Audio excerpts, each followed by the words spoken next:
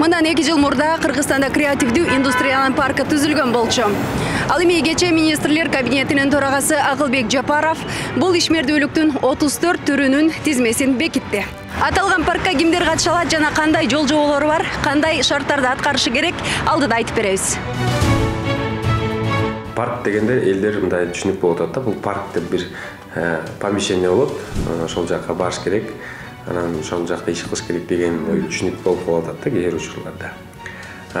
Ал андай эмес. Бул механизм иштөөсү мындай болот да. Атайын байкоочу кеңеш болот. Байкоочу кеңеш, мисалы үчүн мен ушул дизайнерский тармагында иштесем, алектенсем, ушул мен парктын атайын байкоочу кеңешине кайрылам. Мен ушундай иш жүргүзөт элем, дизайнды иш кылам, мени ушул резидент катары паркка каттап бериңиздер депчи. Анан албетте ал жерде байкоочу кеңеш макулдугун берип, уруксатын берет. Уруксатын бергенде мен ал уруксатты алып алып, ушул салык органдарына барып жергиликтүү. Мен мисалы үчүн Ош областында иш жүргүзсөм, Ош областына барып жергиликтүү салык органдарына барып каттоодон өтүп, мен ушул паркка каралган режимдик салык менен төлөйм да. Ал жерде айта кетсем 0,5% каралган, бул жана киреше салыгы. Ошондой эле соцфонд төлөмдөрү бул 12% болуп белгиленген да. Эмне негизинде кабыл аласыздар?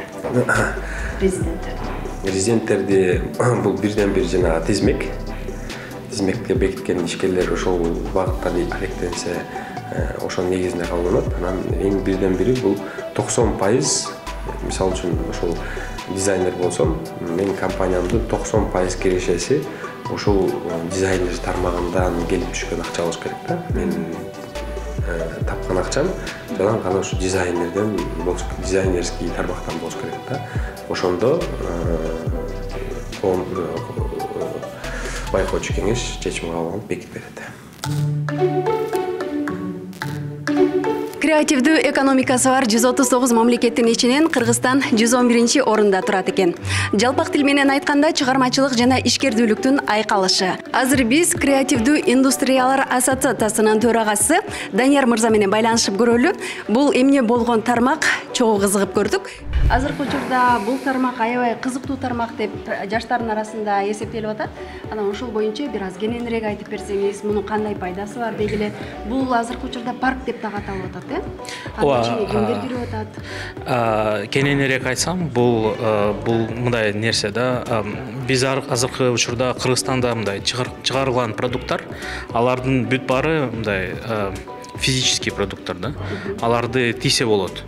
Бирок дүйнөнү карасак, дүйнөнүн тажрыйбасы, эң чоң компаниялар бүгүнкү учурда мындай материалдуу эмес продукттарды чыгарышат. Мисалы, Метаны карасак, Facebook, же Twitter'ды карасак, же Amazon'ду карасак, же Apple'ды карасак, ошол бүт компаниялар ар түрдүү мындай дизайн боюнча көбүрөөк иштеп, илимий изилдөөлөрдү жүргүзүп, анан продукт чыгарышат.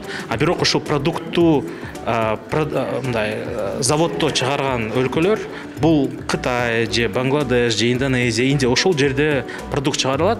Бирок ошол продукттун ичинен 90% пайдасы ошол ойлогон компанияларга кетет да.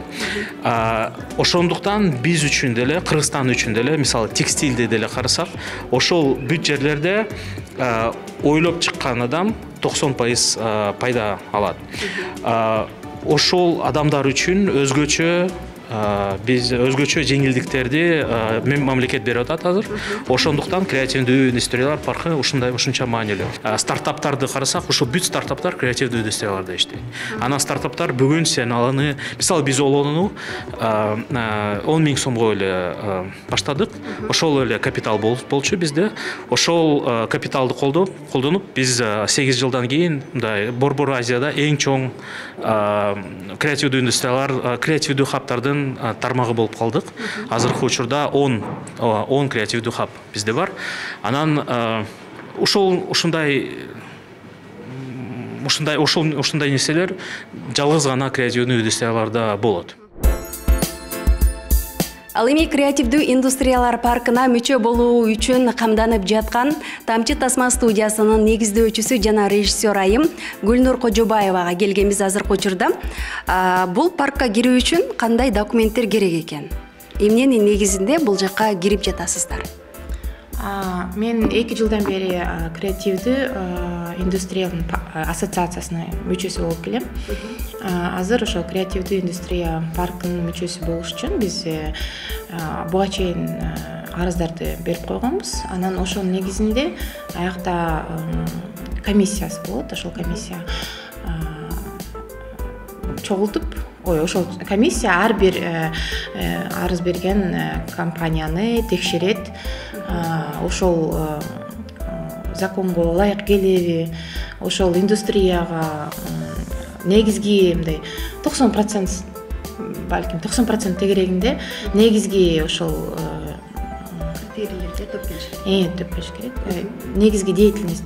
Бирок мен жасаган ошо ишим толук 100% дал келет. Анткени мен өзүм режиссермун. Ошондой эле мен студиям, ошо Тамчы тасма студиясы. Биз анимация жасайбыз, motion дизайн жасайбыз, жана графикалык дизайн менен алектенебиз да. Ошол боюнча биз ар түрдүү долбоорлорду жасайбыз.